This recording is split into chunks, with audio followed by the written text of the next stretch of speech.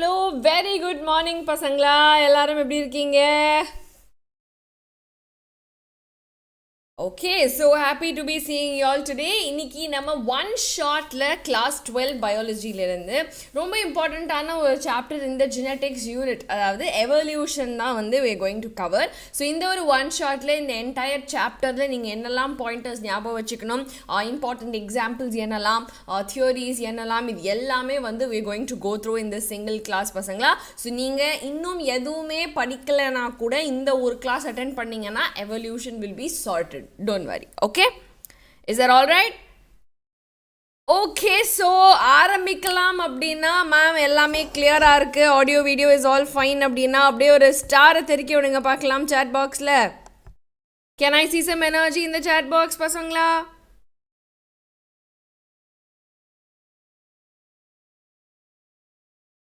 Hi Shahana, Vallavan. That's the spirit. Okay, so now I see fantastic energy in the chat box. அதுதான் வந்து கண்டிப்பா I am also looking forward to. Great பசங்களா. So Hinata, Ritish, Gopinath, Deepa. Okay, slow-ஆ இப்போதான் energy build ஆகுது கிளாஸில். That's the spirit. Very very good. Okay, so நம்ம evolution chapter பொறுத்த அளவுக்கு I'm going to divide the chapter into segments and நான் கொடுக்குற இந்த பிடிஎஃப்பும் உங்களுக்கு நம்ம வாட்ஸ்அப் குரூப்பில் QR கோட் நான் காமிக்க போகிறேன் பசங்களா. ஸோ அதில் நீங்கள் ஜாயின் பண்ணிக்கிட்டீங்கன்னா you will get all the PDF. So always இந்த மாதிரி புல்லட்டின் பாயிண்ட்ஸில் இந்த மாதிரி ஸ்கீமாட்டிக்காக நீங்கள் என்டையர் சாப்டர் ஞாபகம் வச்சுக்கிட்டீங்கன்னா உங்கள் ப்ரிப்பரேஷனுக்கு ரொம்ப ரொம்ப யூஸ்ஃபுல்லாக இருக்கும். ஓகே, ஸோ அதுக்கு முன்னாடி நம்மளோட Xylem இன்ஸ்டியூட் கோயம்புத்தூரில் வந்து we are starting classes for 11th and 12th படிக்கிற பசங்க. ஸோ நீங்கள் இப்போவே வந்து உங்களோட என்ட்ரன்ஸை கிராக் பண்ணணும், இப்போவே நீங்கள் வந்து you should start preparing for your entrance coaching அப்படின்னு நினச்சிங்க அப்படின்னா 11th and 12th படிக்கும் போதே நம்மளோட கோயம்புத்தூர் கேம்பஸில் கிளாஸஸ் நீங்கள் வந்து அட்டென்ட் பண்ணலாம் பசங்களா. ஃபர்ஸ்ட் 100 என்ரோல்மெண்ட்ஸுக்கு மட்டும்தான் 10 days classes free. Okay, so April 3ஆம் தேதி ஆரம்பிக்க போகிறோம். அதில் ஆல்ரெடி நிறைய சீட்ஸ் ஃபில் ஆகிடுச்சு. ஸோ இமீடியட்டாக நீங்கள் உங்களோட என்ரோல்மெண்ட்டையும் வாங்கிட்டீங்க அப்படின்னு சொன்னால் நீங்கள் சூப்பராக along with your studies நீங்கள் உங்களோட என்ட்ரன்ஸ் கோச்சிங்கும் சேர்ந்து முடிச்சிடலாம். ஓகே, ஸோ நல்லா படிக்கிற பசங்களுக்கு நல்ல ஸ்காலர்ஷிப் காத்துட்ருக்கு. நம்ம ஆன்லைன் கிராஷ் கோர்ஸ் வந்து is only 6,000 rupees plus GST பசங்களா. ஸோ இந்த ஒரு கிராஷ் கோர்ஸ் வந்து உங்களை நீட் 2025 சூப்பராக ப்ரிப்பேர் பண்ணிடும். பிகாஸ் இந்த ஒரு கிராஷ் கோர்ஸில் உங்களுக்கு செஷன்ஸோடு சேர்ந்து question paper practice, doubt clearance, GIB access, okay, so இந்த மாதிரி எக்கச்சக்கமான பெனிஃபிட்ஸ் வந்து is waiting for you. Okay, so அதனால டெஃபினட்டாக நீங்கள் ஆன்லைன் கிராஷ் கோர்ஸில் ஜாயின் பண்ணிக்கலாம். இல்லை நீங்கள் ஆஃப்லைன் கிராஷ் கோர்ஸில் ஜாயின் பண்ணீங்க அப்படின்னு சொன்னால் நம்ம கோயம்புத்தூர், திருச்சி இல்லை திருநெல்வேலியில் வந்து you can attend the classes and உங்களுக்கும் ஆன்லைன் பேட்ச்க்கான access will be completely free. Okay, so 20,000 ரூபாய் தான் பசங்க, including GST and including materials. So உங்களுக்கு இது டெஃபினட்டாக ரொம்ப யூஸ்ஃபுல்லாக இருக்கும். லிமிடெட் சீட்ஸ் இருக்கிறதுனால நம்ம கிளாஸஸ் ஆல்ரெடி ஆரம்பிச்சாச்சு. இன்னும் உங்கள் சீட்ஸ் நீங்கள் வாங்கிக்கல அப்படின்னா டெஃபினட்டாக நீங்கள் இப்போ கூட போய் வாங்கிக்கலாம். Okay, so it's never too late. So go and join immediately. Okay பசங்களா, நீங்கள் கவர்மெண்ட் ஸ்கூல் பசங்களாக இருந்தீங்க அப்படின்னு சொன்னால் உங்களுக்காகவே வந்து ஸ்பெஷலான scholarship is waiting for you in our offline centres. So டெஃபினட்டாக நம்ம ஆஃப்லைன் கிராஷ் கோர்ஸுக்கு நீங்கள் நம்ம சென்டரை போய் விசிட் பண்ணுங்கள், இல்லாட்டி இந்த நம்பருக்கு கால் பண்ணி உங்களோட என்கொயரிஸ் எல்லாத்தையுமே கேட்டுக்கோங்க. ஓகே பசங்களா, இஸ் தட் கிளியர்? ஸோ நான் சொன்ன மாதிரி நம்ம கிளாஸஸோட PDFs எல்லாமே வந்து இந்த ஒரு வாட்ஸ்அப் குரூப்பில் இட் இஸ் அவைலபிள். ஸோ நீங்கள் வந்து இந்த QR கோடை ஸ்கேன் பண்ணி please enter the WhatsApp group. I think you had some problems in the past. I think it will be sorted now. So இந்த QR கோடை யூஸ் பண்ணி நீங்கள் வாட்ஸ்அப் குரூப்பில் ஜாயின் பண்ணிக்கோங்க. Is that clear everyone? Everybody? So if this is still not working, then tell me, நான் திருப்பி டீமை check பண்ண சொல்கிறேன். But most probably this will work. Okay, so அதனால please join this group. So எல்லா PDFஸ்க்கான ஆக்சஸும் உங்களுக்கு இந்த குரூப்லேயே கிடச்சிரும். ஓகே பசங்களா, is that clear? Right, so let's start off with evolution. So evolution வந்து பார்த்திங்கன்னா இன்றைக்கி நம்ம பார்க்குற இவ்வளோ டைவர்ஸான ஆர்கானிசம்ஸாக இருக்கலாம், இவ்வளோ you know different kinds of plants, animals. நான் இங்கே இருந்தபடியே வந்து ஜன்னல்லேருந்து if you look out then you will see there are so many variety of plants, so many variety of organisms, insects, microbes that are around you. இல்லையா? So இது எல்லாமே வந்து started somewhere. Correct? அங்கே ஆரம்பித்து நம்ம எல்லாருமே டைவர்ஸாக ஒவ்வொரு ஆஸ்பெக்டில் பிரிஞ்சு today we have evolved into so and so organisms. So இந்த என்டையர் ப்ராசஸ் ஆஃப் எவல்யூஷன் எப்படி நடந்தது அண்ட் ஸ்டார்ட் ஆஃப் லைஃப் எங்கே இருந்தது அப்படிங்கிறது தான் இந்த சாப்டர் என்டையர்ட்டியாக கவர் பண்ணுறது. Okay, so this is the study of all the life forms உடைய history in the planet. Okay, so if you see எவல்யூஷனில் வந்து நம்ம இந்த ஃப்ளோரா அண்ட் ஃபானா, ஃப்ளோராங்கிறது all the different kinds of plants, fauna is the animals. So flora and fauna எப்படி வந்து evolve ஆயிருக்கு over the millions of years அப்படிங்கிறது தான் we have to see. Now origin of life வந்து எப்படி நடந்துச்சு அப்படின்னா கிட்டத்தட்ட 20 பில்லியன் வருஷத்துக்கு முன்னாடி கேலக்ஸிஸ் வந்து were formed இல்லையா? ஸோ இந்த கேலக்ஸிஸ், இந்த பிளானட்ஸ், இந்த இது எல்லாம் எப்படி வந்துச்சு அப்படின்னா we believe the big bang theory. Okay, so let me tell you பசங்களா, இந்த எவல்யூஷன் சாப்டர் வந்து you might think ரொம்ப போரிங் சாப்டர் மேம், ட்ரையான சாப்டர் மேம், ஞாபகமே வச்சுக்க முடியல, ரொம்ப தியோரிட்டிக்கலாக இருக்குது அப்படின்னு. But evolution is so important when you look at biology as a subject. Okay, and also இப்போ உங்களுடைய இதுக்காக வேண்டி, உங்களுடைய பெனிஃபிட்காக வேண்டி I will tell you that நீங்கள் வந்து எவல்யூஷனை வந்து ஒரு ட்ரையான சப்ஜெக்ட்னு பார்க்காம, because I've heard lot of students say ma'am இந்த சப்ஜெக்ட் ரொம்ப, இந்த சாப்டர் ரொம்ப கஷ்டமாக இருக்குது ஞாபகம் வச்சுக்கிறதுக்குன்னு. So remember it like a story. Understood? clear? So இப்போ பிக் பேங் தியோரினா that is the starting of the story. So இப்போ பிக் பேங் தியோரியில் என்ன வி பிலீவ்ட் அப்படின்னா ஒரு பெரிய ஒரு எக்ஸ்ப்ளோஷன் நடந்தது யூனிவர்ஸில். அண்ட் அப்போது வந்து இந்த ஒரு பெரிய எக்ஸ்ப்ளோஷனுக்கு அப்புறமா தான் வந்து the entire planets, this galaxy, everything started to form. Okay, so அப்போ வந்து அட்மாஸ்ஃபியர்னு ஒன்று கிடையாது, வாட்டர் வேப்பர் இருந்துச்சு, methane, carbon di oxide, ammonia எல்லாமே வந்து மோல்டன் மாஸாக வெடிச்ச அந்த எக்ஸ்ப்ளோஷனில் எல்லாமே இருந்துச்சு. அப்போது யூவி ரேஸ் தான் வந்து சன்லேருந்து வந்து இந்த ஒரு ஹைட்ரஜன், ஐ மீன் இந்த வாட்டரை வந்து பிரேக் பண்ணி ஹைட்ரஜன் அண்ட் ஆக்சிஜன் வந்து நம்ம அட்மாஸ்ஃபியருக்கு வந்துச்சு. ஓகே, அதுக்கப்புறமா வந்து ஆக்சிஜன் வந்து அமோனியா, மீத்தேன் அதோடெல்லாம் வந்து it started reacting and slowly நம்மளோட ஆர்கானிக் கம்பவுண்ட்ஸ் எல்லாமே வர ஆரம்பிச்சது. Okay, so slowly ozone layer was formed. Okay, அதுக்கப்புறமா வந்து ஓசோன் லேயர்லாம் வந்ததுக்கப்புறமா நம்ம அட்மாஸ்ஃபியர் கொஞ்சம் கொஞ்சமாக கூலாக ஆரம்பித்து வாட்டர் வேப்பர் எல்லாம் மழையாக வந்து நம்மளோட கடல், நம்மளோட எல்லா வாட்டர் பாடிஸும் ஃபார்ம் ஆச்சு. அண்ட் அதுக்கப்புறமா லைஃப் வந்து ஒரு 500 மில்லியன் வருஷத்துக்கு முன்னாடி வந்தது அப்படிங்கிறது தான் நம்ம நம்புகிறோம். ஸோ ஒரிஜின் ஆஃப் லைஃப் எப்படி ஆச்சுங்கிறதுக்கு one important theory is the theory of spontaneous generation. அதாவது ஸ்பான்டேனியஸ் ஜெனரேஷன் அப்படின்னா அப்படியே நார்மலாக நீங்கள் வந்து வைக்கோலை வச்சிங்கன்னா அதில் வந்து லைஃப் வர ஆரம்பிச்சிடுச்சு. நீங்கள் வந்து ஏதாவது ஒரு பீஸ் ஆஃப் மீட்டோ இல்லை ஏதாவது ஏதாவது ஒன்று வச்சிங்க அப்படின்னு சொன்னால் அது அப்படியே டீகே ஆகிற ப்ராசஸில் புது லைஃப் அதுலேருந்து உருவாச்சு அப்படிங்கிறது தான் வந்து ஒரு சில சயின்டிஸ்ட் வந்து நம்பினாங்க. ஸோ தானாக அப்படியே இந்த மாதிரி ஒரு சில ஆப்ஜெக்ட்ஸில் அப்படியே ஒரு இடத்துல லைஃப் வருது அப்படிங்கிறது தான் scientist நம்பினாங்க.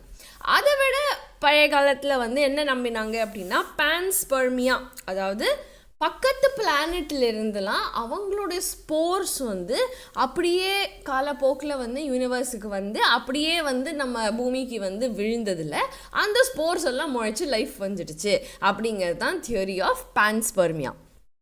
Understood? So theory of spontaneous generation and panspermia ரெண்டுமே கரெக்டான ஒரு பிடி கொடுத்து நமக்கு பதில் சொல்லலை. பட் அதுக்கப்புறமா லூயிஸ் பாஸ்டருங்கிறவர் வந்து என்ன பண்ணார் அப்படின்னு சொன்னால், சரி அப்படியே லைஃப் வரும்னு சொல்கிறீங்களே, நான் பண்ணி பார்க்குறேன்னு சொல்லிட்டு ஒரு ஸ்டெரைலான ஃப்ளாஸ்கில் அவர் ஒரு மீடியாவை வச்சு மைக்ரோ ஆர்கானிசம்ஸ் வருதா அப்படின்னு சொல்லி வெயிட் பண்ணார். ஸோ இந்த ஒரு ஃப்ளாஸ்கில் என்ன, இப்படி இந்த மாதிரி ஒரு வளைஞ்ச ஒரு கழுத்து இருக்கிறப்ப அவ்வளோ ஈஸியாக காற்று வந்து கேனாட் ட்ராவல் இன்சைடு இல்லையா? ஸோ அந்த மாதிரி ஒரு ஸ்டெரைலான என்வாயர்மெண்ட்டில் பார்க்கும்போது எந்த ஒரு லைஃபும் வரலை. ஓகே, பட் அதே இது ஓப்பனான கழுத்தில் இருந்துச்சு அப்படின்னு சொன்னால் அப்போது லைஃப் வந்து வந்துச்சு. ஸோ அவர் என்ன சொன்னார்னா, அது கிடையாது, ஏரில் ஆல்ரெடி இருக்கிற மைக்ரோ ஆர்கானிசம்ஸ் எப்போ இந்த மீடியாவில் வந்து உட்காருதோ அது மல்டிப்ளை ஆகி தான் உங்கள் கண்ணுக்கு லைஃபாக தெரியுது. ஸோ எப்பயுமே தானாலாம் லைஃப் முளைக்காது, ஒரு ப்ரீ எக்ஸிஸ்டிங் லைஃப்லேருந்து தான் இன்னொரு லைஃப் வந்து வரும் அப்படிங்கிறத சொன்னார். Understood? Is that clear? So new organism எப்படி இந்த killed yeastலேருந்து வந்துச்சு அப்படின்னா காற்றுல போகிற ஆர்கானிசம் மீடியாவில் வளர்ந்துச்சேன்னு ஒழிய நான் அதை கில் பண்ணி ஸ்டெரைலான என்வாயர்மெண்ட்டில் வச்சுருந்தேன்னா எந்த ஒரு புது லைஃபும் வரலை அப்படிங்கிறது தான் he told. So he gave us the theory of pre-existing life. Okay, then Oparin and Haldane அப்படிங்கிற ரெண்டு பேர் வந்து ப்ரொப்போஸ் பண்ணினது என்ன அப்படின்னா நம்ம பார்க்குற இந்த லைஃப் ஃபார்ம்ஸில் ஒரு சில பயோமாலிக்யூல்ஸ் இருக்குது இல்லையா, ஒரு சில ஆர்கானிக்கான மாலிக்யூல்ஸ் இருக்குது. இந்த ஆர்கானிக்கான மாலிக்யூல்ஸ் ஆல்ரெடி நம்ம அந்த ஓல்ட் எர்த்தில் ப்ரீவியஸ் ஃபார்ம் ஆஃப் எர்த்தில் where temperature was very high, oxygen இல்லாமல் இருந்த அட்மாஸ்ஃபியர்லேருந்து என்ன ஆயிருக்கணும் அப்படின்னா ஒரு இன்ஆர்கானிக் கெமிக்கல்லேருந்து ஆர்கானிக்கான கெமிக்கல் முதல்ல உருவாயிருக்கணும். அதிலிருந்து தான் லைஃப் வந்திருக்கணும். So there is a chemical evolution behind life அப்படிங்கிறது தான் Oparin and Haldane gave us. So இந்த ஒரு தியோரியை வந்து மில்லர் அண்ட் யூரே வந்து அது ஒரு எக்ஸ்பெரிமெண்ட்டாக பண்ணி பார்த்தாங்க. ஓகே, ஸோ எஸ்எல் மில்லர் அப்படிங்கிறவர் வந்து என்ன பண்ணார், ஒரு ஃப்ளாஸ்கில் வந்து அதே மாதிரி 800 degree centigrade methane, hydrogen, ammonia, water vapour இதெல்லாத்தையும் வச்சு he tried to do the experiment. So ஒரு சின்ன ஸ்பார்க் ஒன்று க்ரியேட் பண்ணார். ஒருவேளை அந்த மாதிரி தான் லைஃப் உருவாயிருக்குமோ அப்படின்னு பண்ணி ஆஃப்டர் ஹீ டுக் அதுலேருந்து நமக்கு கிடைச்ச வாட்டர் வேப்பர்ஸை வந்து அவர் டெஸ்ட் பண்ணி பார்த்தப்ப கண்டிப்பாக அதில் சுகர்ஸ், நைட்ரோஜனஸ் பேசஸ், அந்த மாதிரி சின்ன சின்ன ஆர்கானிக் மாலிக்யூல்ஸ், அமைனோ ஆசிட்ஸ் எல்லாமே அதில் இருந்தது. ஸோ இதுதான் வந்து கெமிக்கல் எவல்யூஷனுக்கான ஒரு எவிடன்ஸ் அப்படின்னு சொல்லி இந்த ஒரு Miller and Urey experiment was very very important. Clear பசங்களா? So this diagram is also there in your textbook. So இந்த மாதிரியான ஒரு செட்டப்பில் வந்து என்ன பண்ணாங்க, ஒரு ஸ்பார்க் வந்து இன்ட்ரடியூஸ் பண்ணி அந்த கேஸஸ் அந்த டெம்பரேச்சர்லேருந்து வாட் தே டிட் ரிசல்டன்ட் வேப்பர்ஸை வந்து அதை கண்டென்ஸ் பண்ணி அந்த வாட்டர் ட்ராப்லெட்ஸை டெஸ்ட் பண்ணி பார்த்தாரு கலெக்ஷன் டேப் வழியா. So once he got this thing he saw that okay organic molecules இருக்குன்னா அப்போ அப்படி தான் முதல்ல லைஃப் ஆரம்பிச்சிருக்கணும் அப்படின்னு we concluded. Okay, so NEET 22ல் கேட்டிருக்கிற ஒரு கேள்வி பசங்களா, பான்ஸ்பெர்மியாங்கிற ஐடியா வந்து இன்னமும் ஒரு சில ஆஸ்ட்ரானமருக்கு பிடிச்ச ஒரு இது. But what does that mean? Panspermia தியோரியில் என்ன சொல்கிறோம்? Life from dead and decaying matter, life from chemicals, sperm in the human testis, spores from other planets. Very simple. What's the answer? எல்லாரும் எனக்கு பதில் சொல்லணும். What is the answer here? So நீ 22ல மட்டும் இல்லை பசங்களா, 24 வரைக்குமே வந்து every paper has got at least 2 or 3 questions from evolution chapter. So please don't ignore this chapter, okay? Satya, Pradeep, Vallavan, Mani. Okay, good. Shakti, Suresh. Yes, I'm getting correct answers now. Good, very good. So transferring the spores, okay, from other planets to in the planet and அதிலிருந்து நம்மளுடைய life generate ஆகிறது தான் வந்து is panspermia theory. Okay, good Vibhish Kumar, good Pradeep, good, very good. All right, so next question is, after how many years of the formation of Earth did life appear on this planet? So முதல்ல ஏர்த்துங்கிறது ஒன்று form ஆகி எவ்வளோ நாளுக்கு அப்புறமா வந்து நம்மளோட இது வந்துச்சு லைஃபுங்கிறது?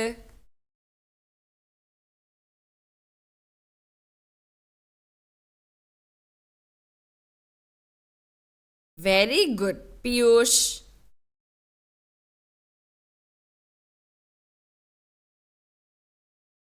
Okay, good Shakti, good Shiny, very good. So 500 million years தான் பசங்களா கரெக்ட் ஆன்சர். அதுக்கு அவ்வளோதான் வந்து டைம் ஆச்சு for the life to come. So 500 million years வந்து earth ஃபார்ம் ஆகி அப்புறமா ஆர்கானிக் கம்பவுண்ட்ஸ் எல்லாம் ஃபார்ம் ஆகி அதுக்கப்புறம் லைஃப் வர்றதுக்கு it took 500 million years. Okay, then from his experiments SL Miller வந்து produced amino acids. ஸோ என்னென்ன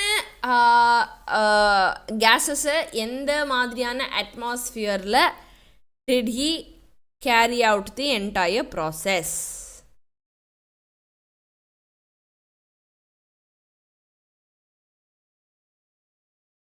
கரெக்ட் ஆன்சர் என்ன?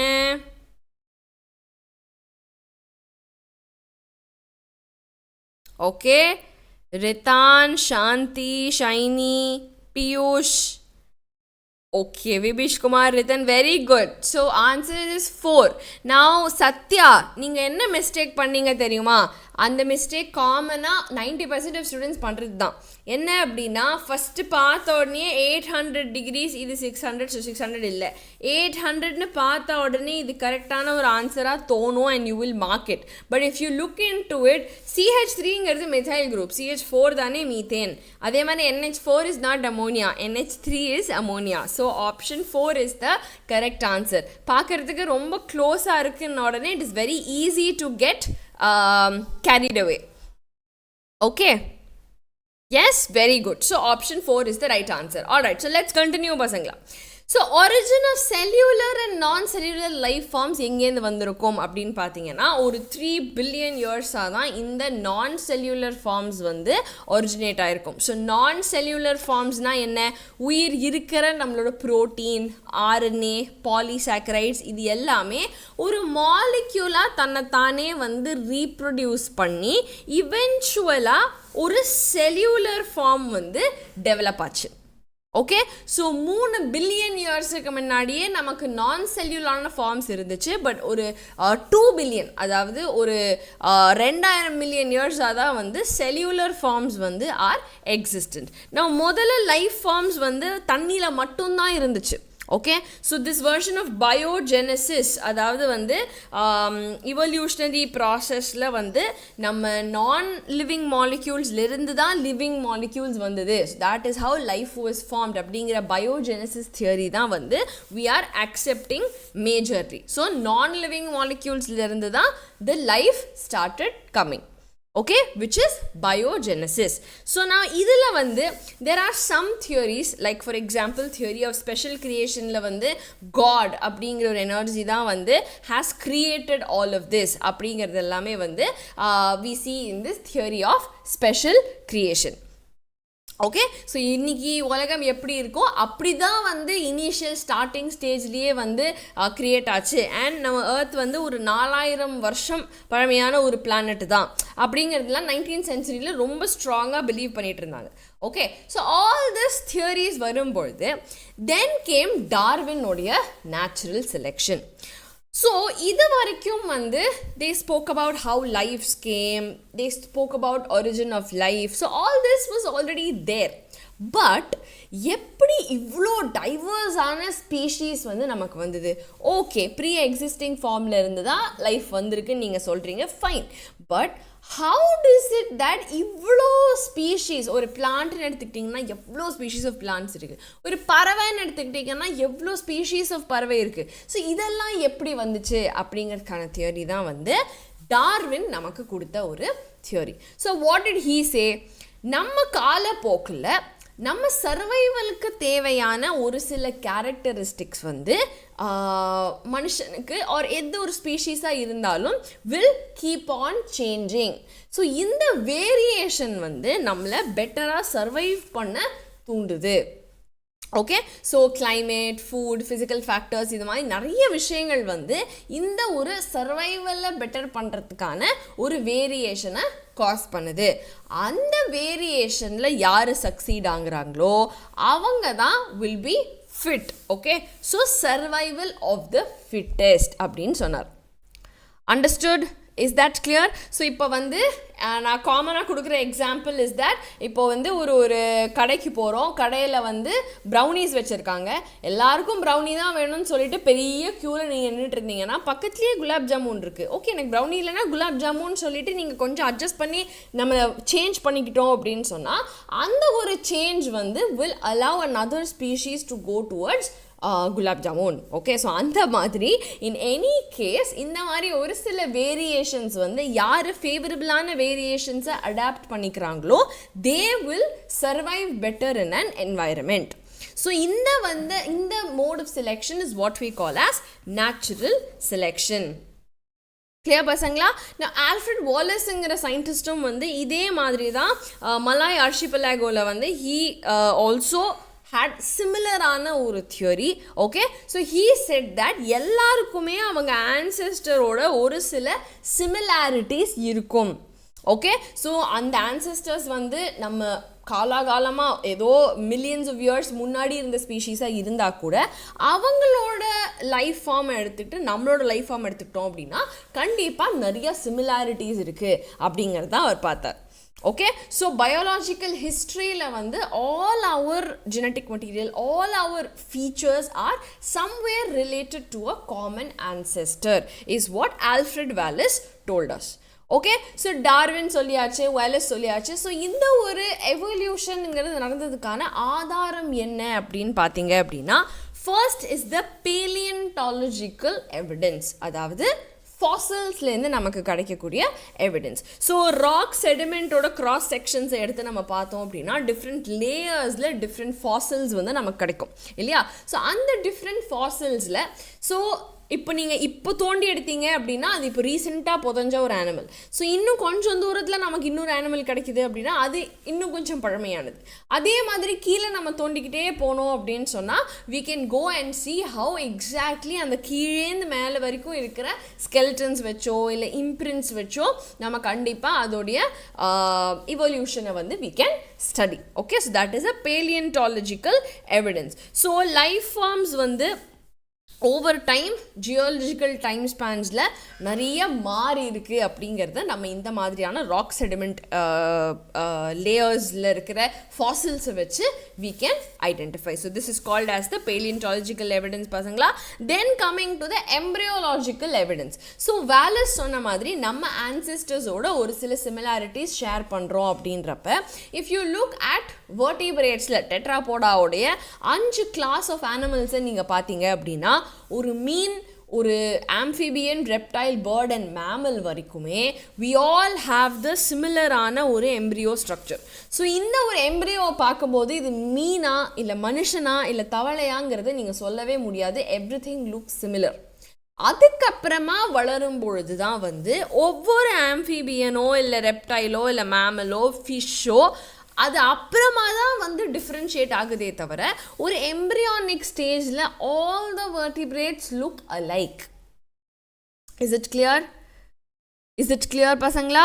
ஸோ ஈவன் வந்து ஒரு கில் ஸ்லிட் வந்து is vestigial in the case of the others. But நம்ம எல்லாருக்குமே வந்து ஒரு எம்ப்ரியானிக் ஸ்டேஜில் we all had gill slits. Okay, ஃபிஷ்ஷுக்கு மட்டும்தான் அது ஃபங்க்ஷனல் ஆகிடுச்சு. வளர we all took to different modes of respiration like pulmonary or other forms of respiration. But அது வந்து ஒரு கில் ஸ்லிட்டாக it was always present. Clear பசங்களா? Is it clear? So embryonic stage வந்து நம்ம ஆன்செஸ்ட்ரல் ஃபீச்சர் தான் ஃபஸ்ட்டு காமிக்கும் அப்படிங்கிறது தான் வந்து இந்த ஒரு கார்ல் ஏர்ன்ஸ்ட் வான் பேயரோட லா வந்து என்ன சொல்லுது அப்படின்னு சொன்னால் embryos never pass through the adult stages of other animals. Okay, so நம்ம வந்து இப்போ ஒரு மீன், ஒரு amphibian, ஒரு reptile, bird and mammal எடுத்துக்கிட்டோம் அப்படின்னு சொன்னால் நம்ம எம்ப்ரியோ வந்து அந்த மீனோட அடல்ட்டை தாண்டி தான் ஒரு மனுஷனாகணும் இல்லை ஆம்ஃபிபியனோட அடல்ட்டை தாண்டி தான் வரணுங்கிறது வந்து கிடையாது. he saw that இந்த எம்ப்ரியோவை வந்து ஃபஸ்ட்டு காமிக்கிறது என்றைக்குமே வந்து நம்மளோட காமன் ஃபீச்சர், அப்புறமா டெவலப் ஆகிறது தான் வந்து நம்மளோட அடல்ட் ஃபீச்சர். ஓகே, ஸோ ஒரு எம்ப்ரியானிக் ஸ்டேஜில் நம்மளோட ஹிஸ்ட்ரியை ஆன்செஸ்ட்ரல் ஃபீச்சர்ஸை தொட்டு பார்த்துட்டு தான் நம்ம அடல்ட் ஆகிறோம் அப்படிங்கிறது தான் அவருடைய லாவாக இருந்துச்சு. கிளியர் பசங்களா? Now from there what happened was நம்ம வந்து ஒரு அனிமலோடைய or any ஆர்கானிசமுடைய ஸ்ட்ரக்சர் அண்ட் ஃபங்க்ஷனை பேஸ் பண்ணி அதோட சிமிலாரிட்டிஸை பேஸ் பண்ணி நம்ம இது காமன் ஆன்செஸ்டர்லேருந்து வந்ததா இல்லையா அப்படிங்கிறத ரொம்ப ஈஸியாக நம்ம கண்டுபிடிக்கலாம். இப்போ உதாரணத்துக்கு நீங்கள் எல்லா விதமான ஒரு வேல், பேட், சீட்டா, மனுஷன் எல்லாருடைய 4 limbs எடுத்து பார்த்தீங்க அப்படின்னா நம்மளோட எப்படி humerus, radius and ulna, carpels, metacarpals and phalanges-ங்கிற ஸ்ட்ரக்சர் நமக்கு இருக்கோ அதே தான் வந்து ஒரு வேலுக்கும் இருக்கு, ஒரு பேட்டுக்கும் இருக்கு, ஒரு சீத்தாக்கும் இருக்கு. ஓகே, பட் நாம வந்து கையை வந்து எழுதுறதுக்கு, சாப்பிட்றதுக்கு, இந்த மாதிரி நிறைய ஹோல்டு பண்ணுறதுக்கு, இந்த மாதிரி விஷயங்களுக்கு நம்ம யூஸ் பண்ணுறோம். சீத்தா ஓடுறதுக்கு யூஸ் பண்ணுது, கரெக்ட். பேட் வந்து பறக்கிறதுக்கு யூஸ் பண்ணுறது, வேல் வந்து ஸ்விம் பண்ணுறதுக்கு யூஸ் பண்ணுறது. பட் இதோடைய fundamental structure is all the same. Understood? So fundamentally from an origin we are all having a similar structure, but as we go into the species level la போய் அது differentiate ஆகி அது வந்து வளரும்போது ஒவ்வொரு ஸ்பீஷீஸ்க்கும் தனக்கேற்ற என்வாயரன்மெண்ட்டுக்கு தகுந்த மாதிரியா ஃபங்க்ஷனலி நம்ம மாற்றிக்கிறோம். இப்போ நாம் பறக்கிறதுக்கு வேண்டி கை வச்சுருந்தோம் அப்படின்னா ஏதாவது பிரயோஜனம் இருக்கா? நாம் பறக்க முடியுமா? முடியாது இல்லையா? we cannot fly. So in order to help us do what we want to do, நம்மளோட கை இந்த மாதிரி இருக்கு. Understood? Now if you see some other organism like a cheetah, adukku vandu why should it fly? Cheetahs don't need to fly, correct? So aduketha forelimb for running, for chasing, adukku vandu we have a particular organ. So origin is the same but function is different. இதுதான் வந்து we call as a homologous structure. Okay, so we all started the same but we grew into something different. That is a divergent evolution. Is it clear, pasangla? Is it clear? Same thing, the thorn of bougainvillea and the tendril of cucurbita. So if you see, both have the same origin but renduthoda function is completely different. Got it? Whereas analogous ingiradhu அப்படியே opposite, சம்பந்தமே இல்லாம somewhere it is originated, but when it comes together it all performs the same function. Okay, so உதாரணத்துக்கு a butterfly or a wing is only a mere extension of the exoskeleton, but ஒரு birdக்கு வந்து it is its forelimb, correct? But both of them are using it to do what? To fly, correct? So function wise it's the same, but if you look deeper into it, its origins are completely different. Okay, so origin is different but function is the same. That is analogous on a structure. So if you see eyes of an octopus and eyes of a mammal also, or flipper of a penguin and dolphin, wings of a butterfly and bird, I've already told you. In fact, sweet potato and potato. So sweet potato is a root modification, potato is a stem modification, yet both of them function the same, which is storage of food. Understood everyone? So this is analogous structure, and analogous structure it is a convergent evolution that we are talking about. Okay, now biochemical evidence is that if you look at the proteins and genes on a molecular level, that also gives us similarities as to who is our common ancestor. Okay, what structures are similar we can find through biochemical analysis also. Clear, pasangla? Now when it comes to natural selection, you have to understand the example of industrial melanism. So industrial melanism la vandu what happened abdina, first vandu maram ella light ah irunduchu. Okay, so maram ella light ah irundappa நிறைய white color moth வந்து அது மேலே அப்படியே உட்காரும்பொழுது கண்ணு தெரியாது, but டார்க்கான moth வந்து மேலே உட்காரும்பொழுது கண்ணு தெரியும். ஸோ predators வந்து ate the dark moth because they could see that moth, correct? So the white moth population was more before the industrialization happened, but after industrialization what happened? Maram ellam karuthu pochu. Okay, so maram ellam karuthu poiduthu அப்படின அப்புறமா what happened? black moth வந்து இப்ப அந்த கருப்பு மரத்து மேல camouflage ஆயிடுச்சு. the white color moths தான் கண்ணு தெரிய ஆரம்பிச்சது.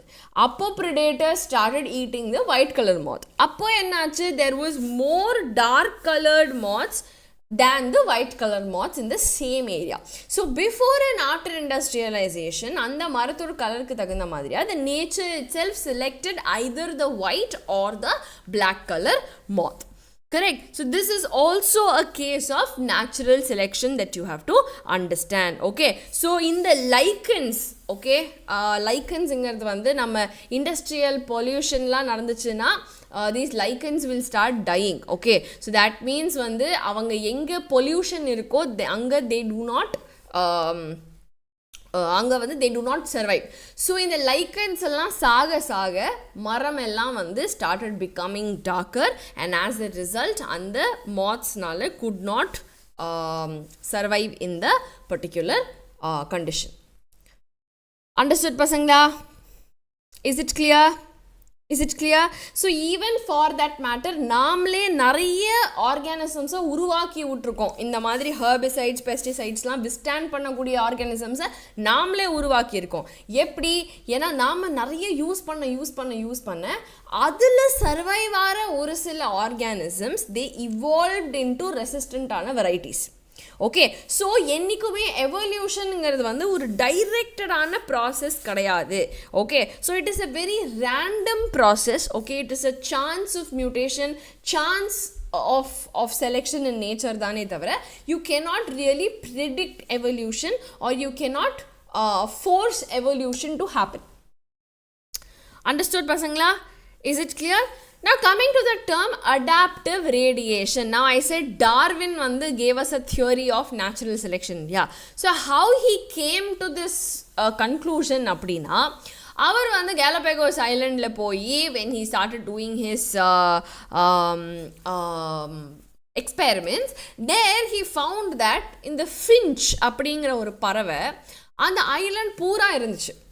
ஆனால் அந்த பறவையோட பீக்கு வந்து ஒவ்வொரு இடத்துல ஒவ்வொரு மாதிரியாக இருந்துச்சு. மீன்ஸ் அந்த ஐலண்டில் இருக்கிற ஃபின்ச்சிலேயே வந்து பல்வேறு விதமான பீக்ஸ் இருக்கக்கூடிய ஃபின்ச்சை வந்து ஹீ சா. அப்போ தான் வந்து ஹீ சா தட் ஒரிஜினலாக வந்து இந்த ஒரு ஃபின்ச் வந்து ஒரு சீட் ஈட்டிங்கான ஒரு பர்டிகுலர் ஆர்கானிசம். ஆனால் நான் சொன்ன மாதிரி கல்யாண வீட்டுக்கு போகும்போது எனக்கு ப்ரௌனி தான் வேணும்னு நீங்கள் க்யூவில் நின்றுட்டு இருந்தீங்கன்னா இந்த ஜென்மத்தில் வந்து சாப்பாடு கிடைக்காது. ஸோ அதனால இந்த சீடு சாப்பிட்ற வெரைட்டி வந்து கொஞ்சம் கொஞ்சமாக ஓகே நீ சீடு எடுத்துக்கிட்டா என்ன பழம்தான் இருக்கே நான் அதை சாப்பிட்டுக்கிறேன்னு சொல்லி வெஜிடேரியனாக மாற, அந்த வெஜிடேரியன் ஸ்லோவாக என்னாச்சு, சீட்ஸும் பிஸியாக இருக்குது, ஃப்ரூட்ஸும் பிஸியாக இருக்குது, நான் போய் பூச்சியை சாப்பிட்றேன் அப்படின்ற மாதிரி அதே ஐலாண்டில் இருக்கக்கூடிய ஃபின்ச்சஸ் வந்து வெஜிடேரியனாவோ இல்லை இன்செக்டிவரஸாவோ கொஞ்சம் கொஞ்சமாக மாறிடுச்சு.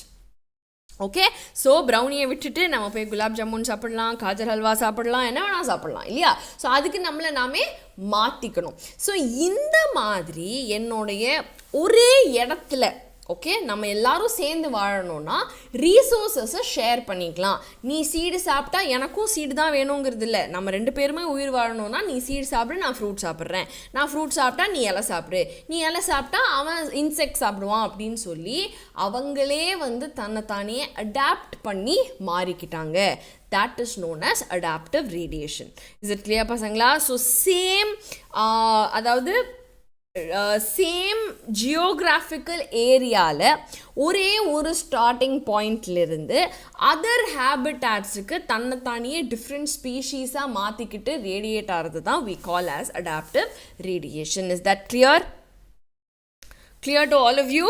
So another example of adaptive radiation is the Australian marsupials. Okay, so ஒரே ancestral stockலேருந்து ஆஸ்திரேலியா ஒரு தனி ஒரு கான்டினெண்ட்டாக பிரிஞ்ச அப்புறமா அங்கே வந்து பார்த்தீங்க அப்படின்னா ஓவர் த டைம் இருக்கிற எக்கச்சக்க நீஷில் சரி நான் மரத்தில் இருந்துக்கிறேன், நீ லேண்டில் இருந்துக்கோ அப்படின்னு சொல்லி ஒரே செட் ஆஃப் ஆன்செஸ்டர்ஸ்லேருந்து இந்த மார்சூப்பியல்ஸ் எல்லாமே ரேடியேட் ஆகிட்டாங்க. பட் இஃப் யூ சி இந்த ஆஸ்திரேலியன் மார்சூப்பியலுக்கும் டெரெஸ்ட்ரியலாக இருக்கிற வேறு மேமல்ஸுக்கும் ஒரு சில சிமிலாரிட்டிஸ் இருந்தால் கூட they are completely different ஆன species. because ஆஸ்திரேலியாவில் என்ன என்வாயர்மெண்ட் இருந்துச்சோ அங்கே தான் அந்த மார்சூப்பியல்ஸ் ரேடியேட் ஆனாங்களே தவிர இங்கே டெரெஸ்ட்ரியல் மேமல்ஸ்க்கு இருந்த கண்டிஷன்ஸ் அவங்களுக்கு இல்லை. Understood? Is that clear? So this happens where more than one adaptive radiation has happened. Understood? So that is the example of Australian marsupials. So now my terrestrial mammals, all the placental mammals in Australia, they also have this kind of a similar அத சொன்ன மாதிரி இங்கே terrestrial இதுக்கும் மார்சுப்பியல்ஸ் இன் ஆஸ்திரேலியாவுக்கும் நிறைய similarities இருந்தால் கூட இந்த mammals they are completely டிஃப்ரெண்ட்டான species. Understood, pasangla? So like y'all can see here, the mole and marsupial mole, there is so much of difference. Okay, that is because inside Australia, avangalukku andha given habitat la eppadi thanadane maathika mudiyumo, that is the best that they did. Understood? And also the marsupial radiation, you can see that from a similar ancestor, we got koala, we got bandicoot, kangaroo, blended anteater, tiger cat. We have so many different such species. Got it, pasangla?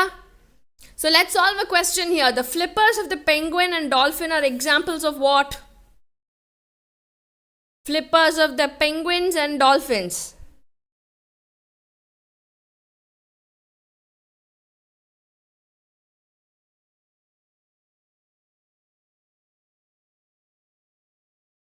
What is it? Okay, B or C, convergent or divergent? I'm getting both answers in the chat box. What's the answer? Okay. Lot of 3 is coming, but answer is 2, pasangla, because flipper of penguin, flipper of dolphin, both are used for what? For swimming. ஆனால் பெங்குவினுக்கு அது entire 4 லிம்போட modification, டால்ஃபினுக்கும் அதே தான் 4 limb, but then internal structure of bones if you see they are very different. Okay, so for penguins and dolphins origin is very different, ஆனால் function is the same. They are acting as a flipper for swimming. Okay, so option 2 is the right answer. It is convergent evolution. Chariya? Okay, now which of the following statement is not true? எது வந்து இங்க தப்பு?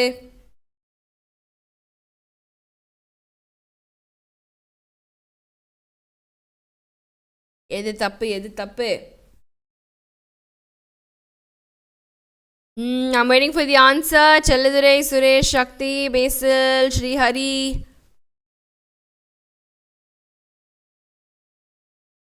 Answer என்ன? Very good. Yes. So flippers of penguins and dolphins, இப்பதானே சொன்னேன், it is a convergent evolution. ரப்ப homologous எப்படி வரும், analogous வரும் இல்லையா?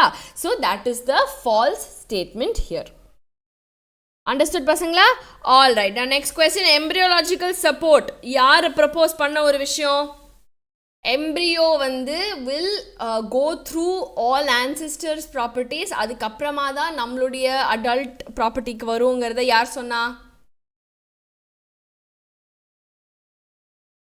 எந்த சயின்டிஸ்ட் கொடுத்தது?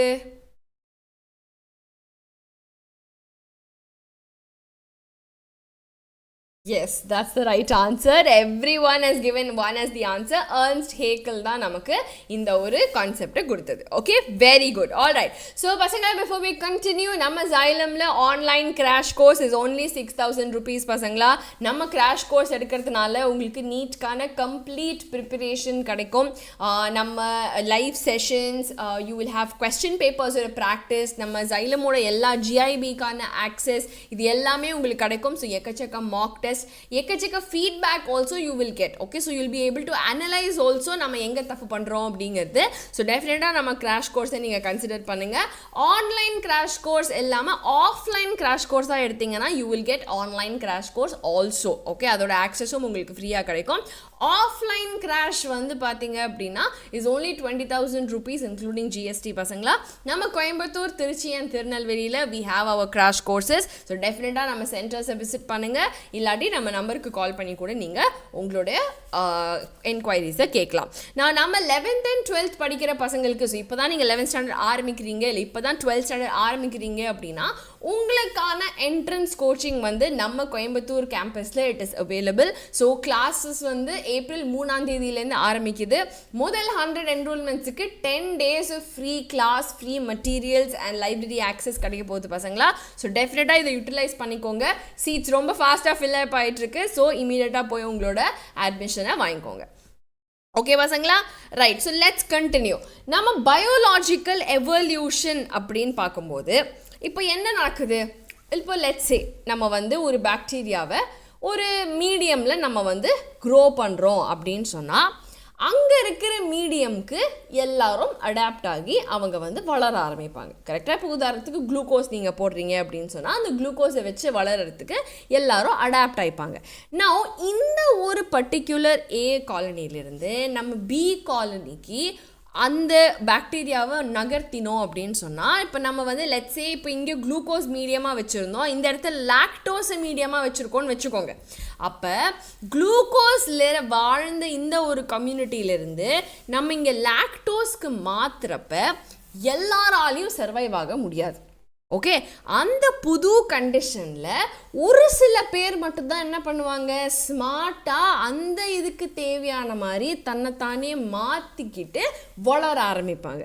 அப்போது அங்கே இருக்கிற பாப்புலேஷன் வந்து will be something different compared to what it was on the initial media.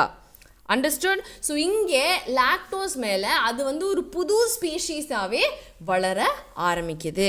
அப்போ இந்த பியில் என்னோட இந்த லாக்டோஸில் நான் புதுசாக வளர்ந்த ஒரு பாப்புலேஷன் வந்து கண்டிப்பாக ஏழு இருந்ததை விட ஒரு பெட்டரான ஒரு ஃபிட்னஸ் இருக்குது. ஸோ அவங்களால இந்த மீடியாலையும் வளர முடியும், அந்த மீடியாலையும் வளர முடியும், தன்னைத்தானே அவங்க இவால்வ் பண்ணிக்கிட்டாங்க இல்லையா?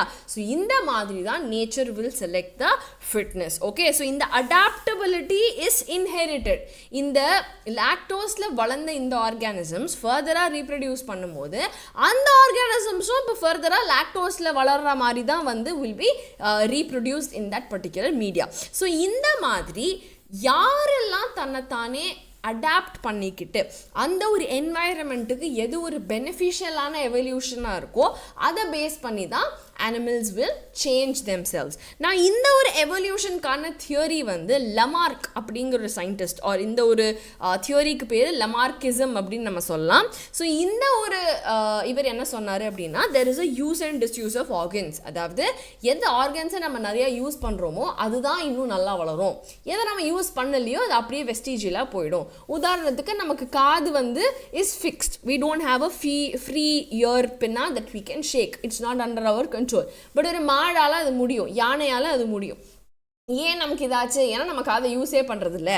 ஓகே, அதே மாதிரி இப்போ ஜிராஃப்ஸ் வந்து கீழே குனிஞ்சு சாப்பிட்றதுக்கு காம்படிஷன் ஜாஸ்தியாக இருக்குன்னு மரத்து மேலே எட்டி எட்டி யூஸ் பண்ணி அதுக்கு கழுத்து நீண்டு போச்சு அப்படிங்கிற ஒரு தியரி வந்து லமார்க் வந்து நமக்கு கொடுத்தாரு. ஓகே, ஸோ இது வந்து இந்த ஒரு அக்வயர்ட் கேரக்டர் அடுத்த ஜெனரேஷனுக்கு பாஸ் ஆன் ஆகி இவ்வளோ இயர்ஸில் வந்து இது ஆயிடுச்சு அப்படின்னு சொன்னார். பட் இதை யாருமே நம்பலை. ஓகே, ஸோ நம்பாம தான் வந்து அதுக்கப்புறமா வந்து தாமஸ் மால்தஸ் அப்படிங்கிறவர் தான் வந்து அவருடைய ஒர்க் ஆன் பாப்புலேஷனை பார்த்து தான் டார்வின் இம்ப்ரெஸ் ஆகி நமக்கு டார்வினுடைய நேச்சுரல் செலெக்ஷன் கிடச்சிது.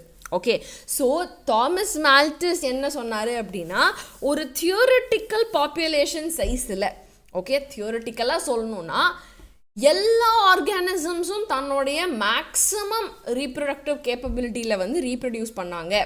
ஓகே, எவ்வளோ அவங்களால முடியுமோ எல்லாமே அவங்க பண்ணாங்க அப்படின்னு சொன்னால் க்ரோத் எக்ஸ்போனென்ஷியலாக இருக்கும். ஓகே, பட் ஆனால் நம்மளோட ரியாலிட்டியில் அது நடக்கிறது இல்லை. Okay, in reality our resources are limited. அப்போ இந்த லிமிட்டடான ரீசோர்ஸில் நமக்கு மேக்ஸிமமான யூட்டிலைசேஷன் கிடைக்கணும் அப்படின்னா தேர் இஸ் காம்படிஷன். அப்போ காம்படிஷனில் only some will survive at the cost of the other. So competition உனக்கும் எனக்கும் இருக்குது அப்படின்னு சொன்னால் நானும் வருவேன் நீயும் வருவேங்கிறது வந்து இஸ் நாட் காம்படிஷன் இல்லையா? காம்படிஷன்னா it's either me or it is you. So we have to fight and we have to struggle for this existence அப்படிங்கிறது தான் தாமஸ் மால்தஸ் வந்து நமக்கு கொடுத்தாரு. So he asserted that variations that are heritable. Okay, so எது வந்து நம்ம இப்போ let's say இந்த ஒரு அட்மாஸ்ஃபியரில் இந்த ஒரு கண்டிஷனில் நான் இவால்வ் ஆகிருக்கேன்னு சொன்னால் இது வந்து அடுத்த ஜெனரேஷனுக்கு போனால் தான் அந்த அடுத்த ஜெனரேஷனும் அந்த ரீசோர்ஸை நல்லா யூட்டிலைஸ் பண்ண முடியும். கரெக்டாக? ஸோ இதனால் வாட் ஹேப்பன்ஸ், எல்லாருமே வந்து எல்லா ப்ராஜனையும் வாழும். ஓகே, ஒரு 100 குட்டி போட்டால் 100மே வாழும் அப்படிங்கிறது கிடையாது. ஸோ யாருக்கு அந்த சர்வைவலான ஃபீச்சர் வந்து இன்ஹெரிட் ஆகிருக்கோ அவங்க மட்டும்தான் will grow. So over a period of time there is a population change that will happen. நான் சொன்ன மாதிரி லாக்டோஸில் வந்து க்ரோ ஆன உடனே யாரெல்லாம் அங்கே அடாப்ட் ஆகி வளர்கிறாங்களோ only they will continue to grow. Clear பசங்களா? ஸோ மெக்கானிசம் ஆஃப் எவல்யூஷன் அப்படிங்கிறத முதல்ல நமக்கு ஹியூகோ டிவ்ரீஸ் அப்படிங்கிற சயின்டிஸ்ட் தான் பசங்களா கொடுத்தாரு. ஸோ ஈவினிங் பிரிம்ரோஸில் வந்து பண்ணிவிட்டு அவர் சொன்னார், டார்வின் சொல்கிற மாதிரி ரொம்ப ஸ்லோவாக ஒரே டைரெக்ஷனை நோக்கி நம்ம இப்படி தான் முன்னேறணுங்கிற தாட் ப்ராசஸ்லலாம் எவல்யூஷன் நடக்காது. ஒரு சிங்கிள் லார்ஜ் மியூட்டேஷன் ஒன்று திடீர்னு நடக்கும். ஓகே, அது அதாவது பெனிஃபிஷியலான மியூட்டேஷனாக இருக்குமா, இல்லை நமக்கு அவ்வளோ அதாவது பெனிஃபிட்டை இல்லாத, அதாவது அவ்வளோ யூஸ்ஃபுல்லாக இல்லாத மியூட்டேஷனாக இருக்குமா அப்படிங்கிறத நம்ம சொல்ல முடியாது. It will just happen randomly and suddenly in a population, and அதிலிருந்து தான் வந்து ஒரு புது ஸ்பீஷீஸ் வரும். ஓகே, ஸோ டார்வின் சொன்ன மாதிரி ஹெரிட்டபிளான சின்ன வேரியேஷன்ஸ் கிடையாது, லார்ஜாக ஒரு மியூட்டேஷன் திடீர்னு நடக்கும், and that is what is causing speciation அப்படிங்கிறது தான் அவர் சொன்னார். So mutations are very random and directionless அப்படின்னு ஹியூகோ டிவ்ரி சொன்னார், but Darwin said the opposite. Is it clear பசங்களா? நான் அதே மாதிரி evolution was very gradual for Darwin, but De Vries said that it is a single large mutation which is called as saltation. Understood? So De Vries and Darwin எடுத்துக்கிட்டோம் அப்படின்னு சொன்னால், De Vries சொன்னது small, அதாவது ரேண்டமான டைரெக்ஷனே இல்லாத ஒரு single large mutation தான் De Vries சொன்னது. Darwin சொன்னது சின்னதான டைரெக்ஷனலான ஒரு கிராஜுவல் ப்ராசஸ் தான் எவல்யூஷன் அப்படிங்கிறது அவர் சொன்னார். ஸோ இந்த ரெண்டு பேரோட தியரியுமே வந்து is accepted for us and we believe in that. Okay, நான் கம்மிங் டு Hardy-Weinberg's Principle, ஒரு மேத்தமேட்டிக்கல் ஒரு ஃபார்முலாவை நம்மளோட இந்த ஒரு பாப்புலேஷனில் இன்ட்ரடியூஸ் பண்ணது Hardy-Weinberg தான் பசங்களா. So he said that occurrence of alleles, okay, எவ்வளோ நம்ம பாப்புலேஷனில் எவ்வளோ alleles இருக்குது, எவ்வளோ ஜீன்ஸ் இருக்குங்கிறது வந்து we call as frequency. Okay, so இந்த ஒரு frequency வந்து will remain fixed. ஓகே, என்ன ஃப்ரீக்வன்சி இது அப்படின்னா, எவ்வளோ டாமினண்ட்டாக இருக்கோ அந்த ஃப்ரீக்வன்சி, டாமினண்ட் அலீல்ஸோட ஃப்ரீக்வன்சி ப்ளஸ் 2 times ஹெட்டரோசைகோட்ஸோட ஃப்ரீக்வன்சி, ஓகே, விக்யூன்னு போடுறேன், அண்ட் QQ, அதாவது ரிசெசிவ் ஜீன்ஸோட ஃப்ரீக்வன்சி, இது எல்லாத்தையும் ஆட் பண்ணிங்கன்னா it should always be 1. Okay, so இந்த ஒரு ஃப்ரீக்வன்சி எல்லாம் ஒரு பாப்புலேஷனில் இந்த ரேஷியோவில் இருந்துச்சு அப்படின்னா ஒன்றும் இல்லை, மெண்டல் சொன்ன 1:2:1 ரேஷியோ தான் he also described, பட் இந்த frequency is all equal to 1 அப்படின்னு சொன்னோம் அப்படின்னா that will maintain a genetic equilibrium. Okay, sum total of all the frequencies should be 1. அப்போ ஒரு equilibrium இருக்கும். நான் இந்த ஒரு equilibrium வந்து இந்த ஈக்குவேஷன் மாறிடுச்சு, it is not equal to 1 அப்படிங்கிற ஒரு situation வந்துச்சு அப்படின்னா then the equilibrium will be distorted. அப்போ evolution is நடக்குது அப்படிங்கிறத நம்ம கண்டுபிடிச்சிக்கலாம். Clear பசங்களா? Right, so like I told you, frequencies P and Q வந்து dominant and recessive ஆன அலீல வந்து நம்ம சொல்கிறோம், அதில் heterozygous is going to be PQ. So இந்த ஒரு frequency வந்து will be equal to 1, இந்த total வந்து will be equal to 1 அப்படிங்கிறது நம்ம சொல்லலாம். ஸோ எப்போ வந்து எவ்வளோ டிஃப்ரென்ஸ் இந்த ஒரு வேல்யூவில் வருதோ அவ்வளோ எவல்யூஷனரி சேஞ்ச் வந்து நடக்குது அப்படிங்கிறத நம்ம சொல்லலாம் பசங்களா. Is it clear? ஸோ இந்த ஒரு ஈக்குவலிபிரியமை எதெல்லாம் டிஸ்டர்ப் பண்ணலாம், எதெல்லாம் வந்து இந்த ஈக்குவலிபிரியமை டிஸ்ட்ராய் பண்ணணும்னு பார்த்தீங்கன்னா, first thing is migration or genetic drift. So ஒரு இடத்துலேருந்து இன்னொரு இடத்துக்கு இந்த ஃப்ரீக்வன்சி மூவ் ஆகுது, திடீர்னு இந்த பாப்புலேஷன்லேருந்து ஒரு குரூப் காணாமல் போயிடுச்சு அப்படின்ற மாதிரியான கண்டிஷன் நடந்துச்சு அப்படின்னா that we call as migration, or we can also call this as genetic drift. அதாவது gene flow is happening.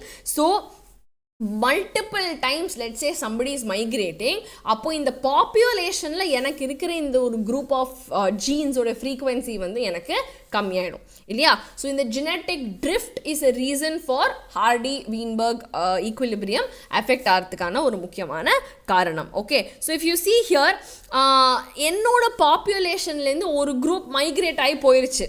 Okay, so அப்போ மைக்ரேட் ஆகி போகுது அப்படின்னு சொன்னால் அது போய் ஒரு இடத்துல எஸ்டாப்ளிஷ் ஆகி அங்கே அது மட்டுமே ஒரு ஸ்பீஷீஸாக டெவலப் ஆச்சு அப்படின்னா that we call as founder's effect. Okay பசங்களா? So if you see entire பாப்புலேஷனில் எனக்கு வந்து இந்த ஒரு குரூப் வந்து வெளியே போய் அந்த ஒரு குரூப் மட்டுமே இருக்கிற ஒரு புது பாப்புலேஷன் டெவலப் ஆச்சுன்னா தட் இஸ் ஃபவுண்டர்ஸ் எஃபெக்ட். நான் என்கிட்ட இந்த குரூப்பு அந்த குரூப்பு இந்த குரூப்பு நிறைய பேர் இருந்தாங்க கரெக்டா.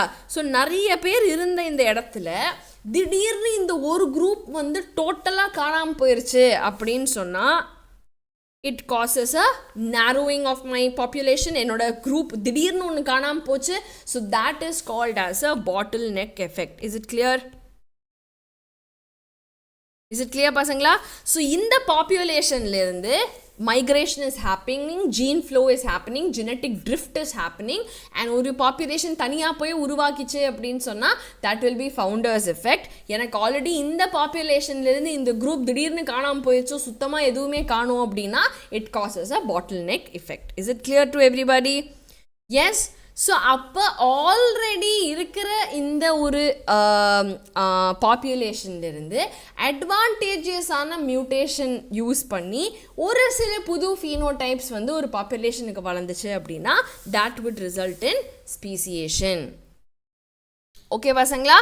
Then coming to natural selection, heritable variations are always helping for survival இல்லையா. இப்போ உதாரணத்துக்கு நம்மளோட if you look at industrial melanism for that example, எப்போ வந்து lichens there on the plants, எப்போ வந்து பிளான்ட்ஸ் எல்லாம் வெள்ளையாக இருந்துச்சோ அப்போது லைட் கலர் மாத் வந்து உயிர் வாழ ஈஸியாக இருந்துச்சு. Whereas when you look at after industrialisation soot deposition ஆச்சு. After the soot deposition all the lichens started dying. அப்போ ஆஸ் எ ரிசல்ட் மரம் கருத்து போச்சு அப்படின்னா கருப்பான மாத்து தான் வந்து ஹேட் அ பெட்டர் சான்ஸ் இல்லையா. ஸோ யாருக்கு இந்த மாதிரி ஃபேவரபிளான வேரியேஷன்ஸ் இருக்கோ they produce more number of progeny. அப்போ மோர் நம்பர் ஆஃப் ப்ராஜனின்னு சொன்னால் அந்த ஒரு ஜீன் ஃப்ரீக்வன்சி எனக்கு சேஞ்ச் ஆகும். ஆஸ் எ ரிசல்ட் ஃபியூச்சர் ஜெனரேஷனில் என்னுடைய speciation will take place. Understood பசங்களா. ஸோ நேச்சுரல் செலெக்ஷன்லேயே வந்து பார்த்தீங்க அப்படின்னு சொன்னால் இப்போ உதாரணத்துக்கு நம்ம ஹைட் எல்லாம் எடுத்துக்கிட்டிங்கன்னு வச்சுக்கோங்களேன், ஒரு 5 அடியிலேருந்து 6 அடி தான் வந்து மேக்ஸிமம் எல்லாருமே இந்த ஒரு ரேஞ்சில் தான் ஃபாலோ ஆகும். 3 அடியான மனுஷ ஸ்பீஷீஸும் 7 அடிக்கு மேலே 8 அடியான மனுஷ ஸ்பீஷீஸும் ரொம்ப ரொம்ப கம்மி. கரெக்ட். ஸோ நேச்சரே வந்து இந்த ஒரு இன்டர்மீடியேட்டான ஒரு ஒரு ரேஞ்சை தான் வந்து சூஸ் பண்ணுறது அப்படிங்கிறது வந்து இஸ் அ ஸ்டெபிலைசிங் ஆன செலெக்ஷன். ஓகே. நான் டைரெக்ஷனலான செலெக்ஷனுங்கிறது என்னது, ஒரு ஜிராஃபியை எடுத்துக்கிட்டீங்க அப்படின்னு சொன்னால் எனக்கு வந்து சின்ன நெக் இருக்கிற ஜிராஃபியே இல்லை என்கிட்ட. Okay. All giraffes have a big neck or a long neck. So ஒரு பக்கமாக நேச்சர் வந்து அதை மட்டுமே திரும்ப திரும்ப செலக்ட் பண்ணுறதுனால that is a directional change or a directional selection. Clear. Now when you look at industrial melanism, ஒன்று white கலரை சூஸ் பண்ணுவேன், அப்படி இல்லைன்னா பிளாக் கலரை சூஸ் பண்ணுவேன். எனக்கு நடுவில் வந்து ஒரு இன்டர்மீடியட் கலர்னு ஒன்றுமே கிடையாது. So nature is choosing either of the peripheral extremes, okay, and not the average. So that is a டிஸ்ரப்டிவான selection. Is it clear? So stabilising, directional and டிஸ்ரப்டிவான selection you can see in nature. Is that clear பசங்களா? So I have given you a graph for this also. உங்கள் textbookலையும் இருக்கு. So questions can come regarding this also. So remember the graphs and the types of selection. Understood பசங்களா? So let's solve a question here. Assuming Hardy-Weinberg's principle in a certain population, the frequency of 3 genotypes are as follows. Okay. So what is likely the frequency of A and A alleles? சொல்லுங்க பார்க்கலாம்.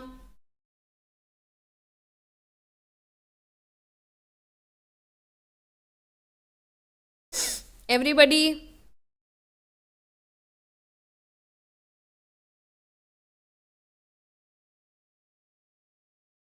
How will you solve this question?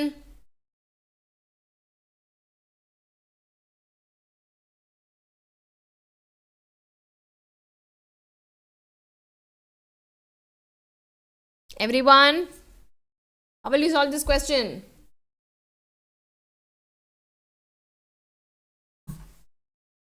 Yes, Shakti, Chelladurai, Satya, I'm waiting for answers. So normal Hardy-Weinberg vechu, how will you solve this question?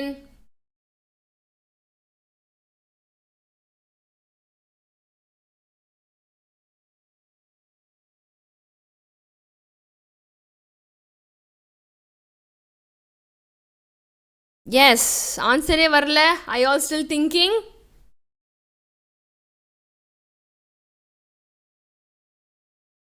Okay. Okay, ரொம்ப சிம்பிளாக நான் சொல்லி தரேன் பசங்களா. So here if you see, நம்ம genotypes they have given. So AA nothing but P square, AA is nothing but 2PQ, and small a is nothing but Q square. Yeah. So இதை நம்ம sum total பண்ணும்போது are we getting 1? We are getting 1. Correct? So இங்கே வந்து if you see, AA 22% அப்படிங்கிறது is nothing but 0.22. This is nothing but 0.62. This is nothing but 0.16 இல்லையா. So இதில் இருந்து நம்ம என்ன கண்டுபிடிக்கலாம்? 6 அதாவது 1 second. Okay yeah. ஸோ இதில் இருந்து Q வந்து is nothing but 1 second. Okay, this is not a complete நம்ம square roots எடுக்கிற அளவுக்கு numbers இல்லை. Okay, in both AA and heterozygous condition. Okay, so let me try and solve it. Give me 1 second. So Q square இங்கிறது 0.16 அப்படின்னா Q is nothing but 0.4 இல்லையா. So Q is 0.4.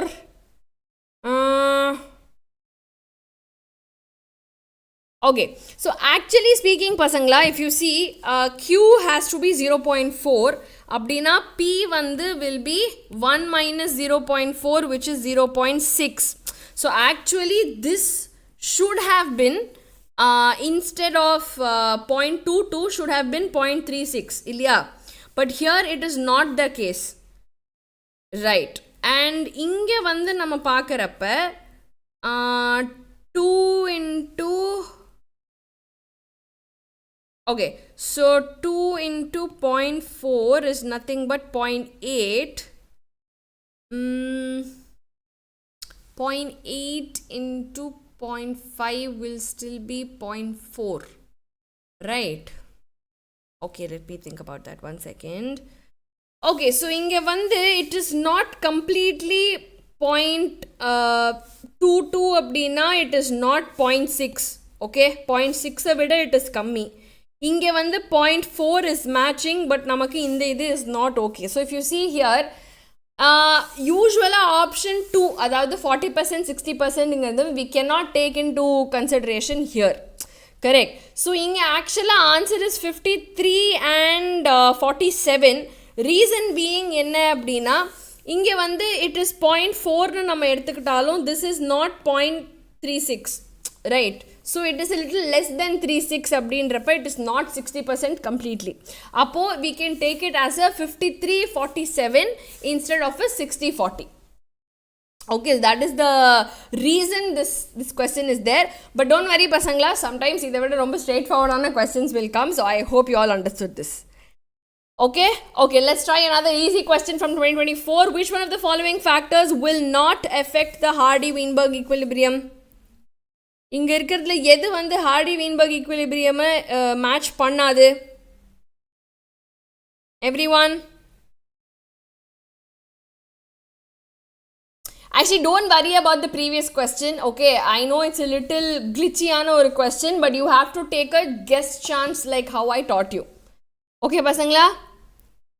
Yes, very good, excellent. Option 3, constant ஆன gene pool இருந்துச்சுன்னா கண்டிப்பா it will not affect my equilibrium. Correct? That is done. Then natural selection where more individual acquire a specific value rather than the mean value. அப்ப நம்ம அது என்னன்னு சொல்லுவோம்?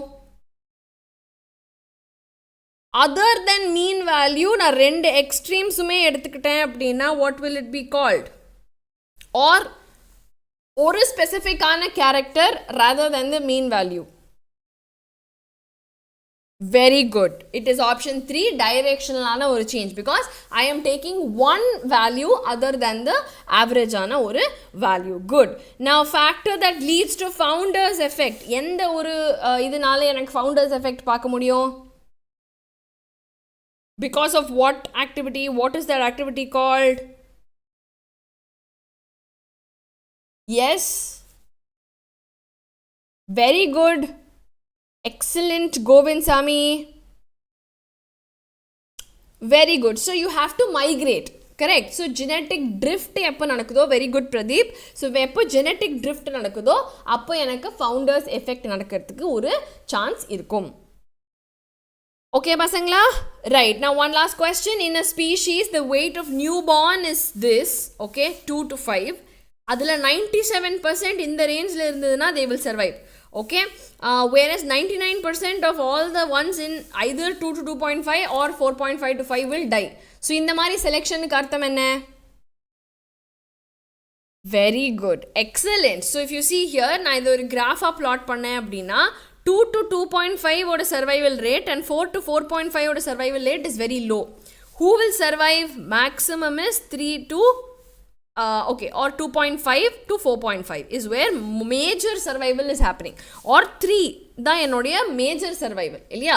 So this is definitely a stabilizing ஆன ஒரு selection. Okay, understood how to solve these kind of questions? Okay, good. Now coming to the brief account of evolution pasangla, இந்த ஒரு time scale வந்து you can remember. So first வந்து நமக்கு fish மாதிரியான reptiles பார்த்தோம். அதுக்கப்புறம் வந்து ஒரு 320 million years ago we saw new plants who are coming. 350 million years ago we found some jawless fishes that were there. 500 million years ago proper invertebrates were formed. Okay, and if you see அதுக்கும் முன்னாடி ஒரு 2000 million years ago first cellular lives were formed. So இந்த ஒரு இதில் வந்து பார்த்தீங்க அப்படின்னா first நான் சொன்ன மாதிரி ஒரு சில ஆர்கானிசம்ஸ், ஒரு சில பாக்டீரியா இந்த மாதிரி வந்து started using light reaction to undergo photosynthesis. So water was split and அதிலிருந்து some processesல வந்து we produced food, we made energy இல்லையா? ஸோ அதிலிருந்து இந்த சிங்கிள் செல் ஃபார்ம்லேருந்து slowly it became multicellular forms. Okay, அப்புறமா invertebrates were formed, அப்புறம் jawless fishes were formed. Okay, கொஞ்சம் கொஞ்சமாக seaweeds, plants எல்லாம் வர ஆரம்பிச்சது. And then வாட்டரில் மட்டுமே இருந்த லைஃப் ஃபார்ம்ஸ் வந்து லேண்டுக்கு வந்து மைக்ரேட் ஆச்சு. அண்ட் தென் அங்கே வந்து there was some fishes that could be on both water and land, அதுதான் ஆம்ஃபிபியன்ஸ். அப்புறமா அதுலேருந்து கம்ப்ளீட்லி லேண்டுக்கு மூவ் ஆனோம், like our reptiles. Okay, so இந்த மாதிரி வந்து லாட் ஆஃப் திஸ் திங்ஸ் வருது. 1938ல வந்து we found a fish called coelacanth. Okay, so அது வந்து எக்ஸ்டிங்க்ட் ஆச்சுன்னு நினச்ச ஒரு fish, but we caught it in South Africa.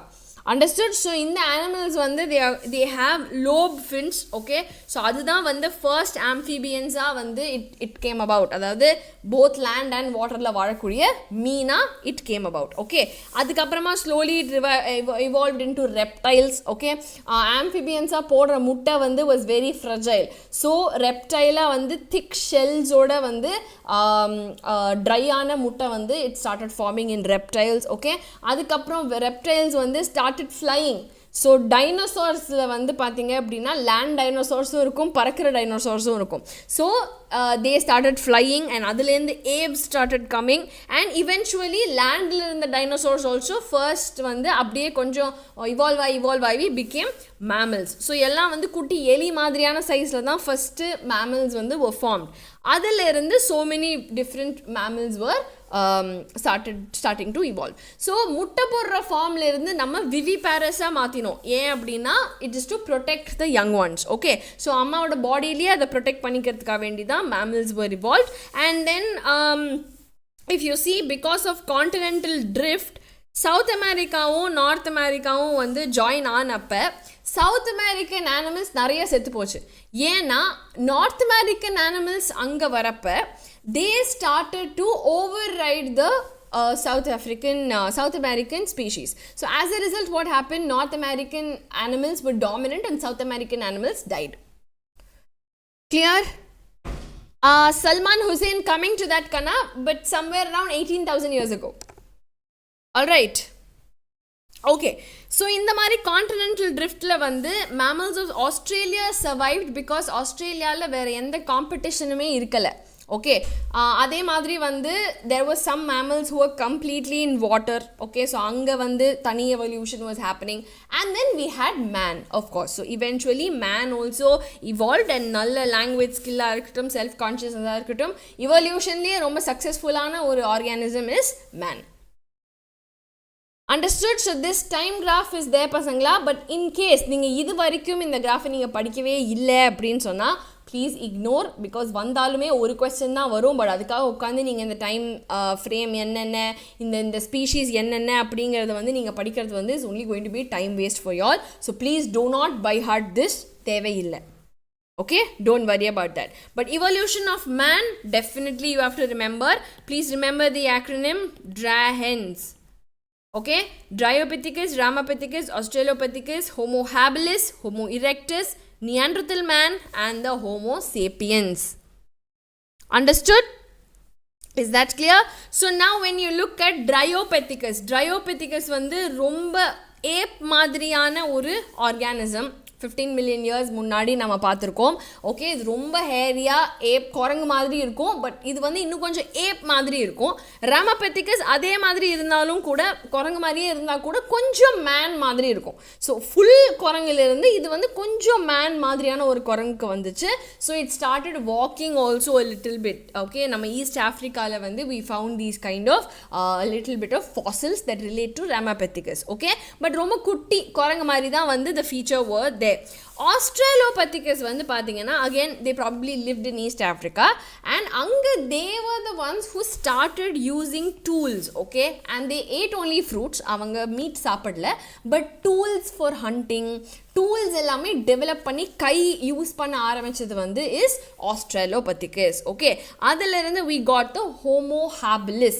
So இதில் இருந்தால் நம்ம பிரெயின் கெப்பாசிட்டியே ஒரு மேட்டராக நம்ம பார்க்கணும் பசங்களா. So if you see Homo habilis, இதுதான் முதல் மனுஷ மாதிரியான ஒரு ஹோமோனிட். பிரெயின் கெப்பாசிட்டி ஒரு 650 to 800 cc இருந்துச்சு. இவங்களும் டூல்ஸை யூஸ் பண்ணாங்க.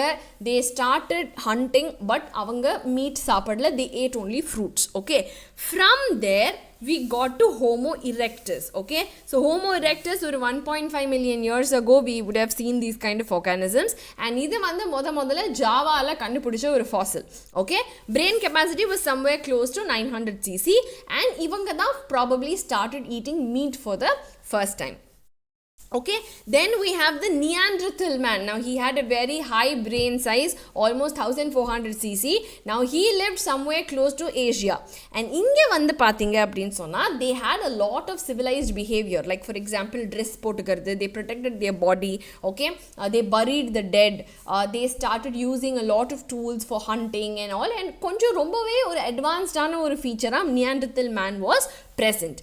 After Neanderthal man is the Homo sapiens, where நம்ம brain capacity is somewhere close to ஒரு 950 to 1000 cc பசங்களா.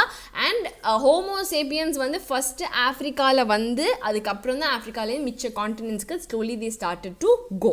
ஸோ ஐஸ் ஏஜுங்கிறது வந்து 75,000 to 10,000 years அந்த கேப்பை தான் வந்து we call as ice age. அப்போ தான் வந்து sapiens started to grow and we started to dominate the world. Okay, now prehistoric cave art எல்லாம் 18,000. Somebody asked me for agriculture. Cave art is started somewhere close to 18,000 years.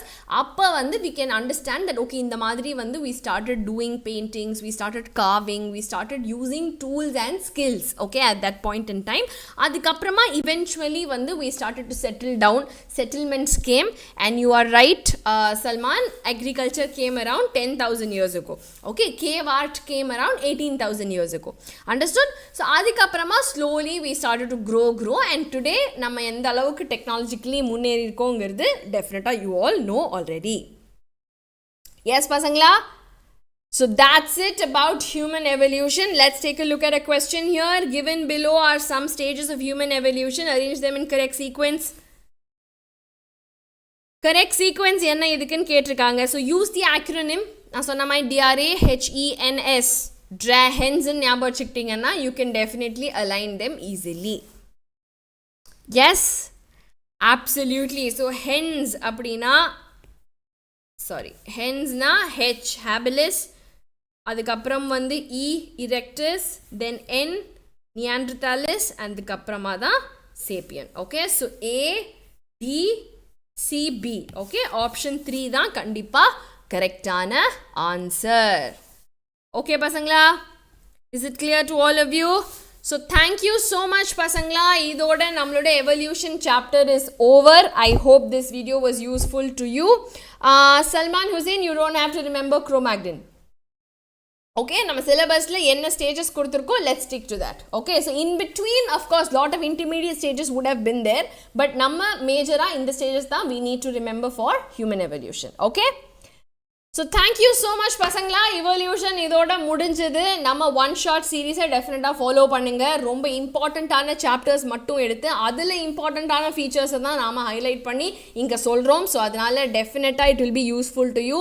நம்ம சேனலை follow பண்ணுங்க and also do subscribe and travel with us until need, because உங்களுக்காக இன்னும் நிறைய இன்ட்ரெஸ்டிங்கான விஷயங்கள் நம்ம இங்கே வந்து we are bringing up. Okay, நம்ம சேனலில். ஸோ டெஃபினட்டாக stay with us. Ashu PDF will not be available in Telegram anymore. நம்ம வாட்ஸ்அப்க்கு எல்லா நோட்ஸையும் ஷிஃப்ட் பண்ணியாச்சு. ஸோ டெஃபினட்டாக அந்த QR கோட் நான் கிளாஸ் பிகினிங்லேயே கொடுத்துருக்கேன். அதை ஸ்கேன் பண்ணி join the WhatsApp group so that you will get all your notes on WhatsApp itself. Okay, clear பசங்களா? All right, thank you so much. All right, if you have any other questions, definitely comment பண்ணுங்க. Take care and study well பசங்களா. I'll see you all in the next class. Bye bye.